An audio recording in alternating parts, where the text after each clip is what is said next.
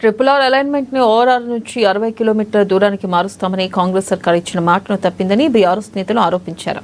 యాదాద్రి భువనగిరి జిల్లా చౌటుప్పల్ ఆర్డీఓ కార్యాలయం ఎదుట ట్రిపుల్-ఆర్ భూ నిర్వాసితుల ఐక్యవేదిక ఆధ్వర్యంలో ధర్నా నిర్వహించారు. చౌటుప్పల్ ఆర్డీఓ శేఖర్ రెడ్డికి వినతి పత్రం సమర్పించడానికి రైతులు చౌటుప్పల్ వద్ద జాతీయ రహదారిపై ధర్నాగా బయలుదేరారు. ఇక రైతులు జాతీయ రహదారిపైకి రాకుండా పోలీసులు అడ్డుకున్నారు.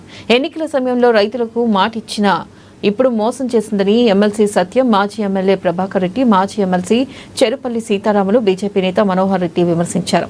ట్రిపుల్-ఆర్ కోసం సేకరించనున్న భూమికి మార్కెట్ ధర చెల్లించాలని, 2013 భూ సేకరణ చట్టాన్ని అమలు చేయాలని డిమాండ్ చేశారు.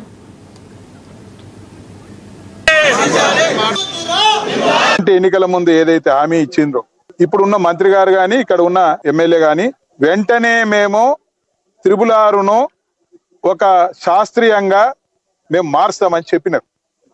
ఇప్పుడు అది ఏం చేసినారు? అశాస్త్రీయంగా మార్చడం జరిగింది.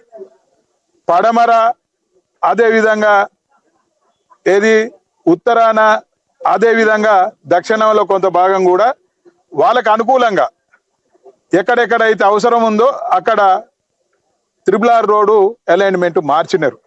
అదే తూర్పు భాగానికి వస్తే అది భువనగిరి నుంచి మొదలు పెడితే చౌటుప్పల్ వరకు అలైన్మెంట్ అదే విధంగా ఉంచినారు.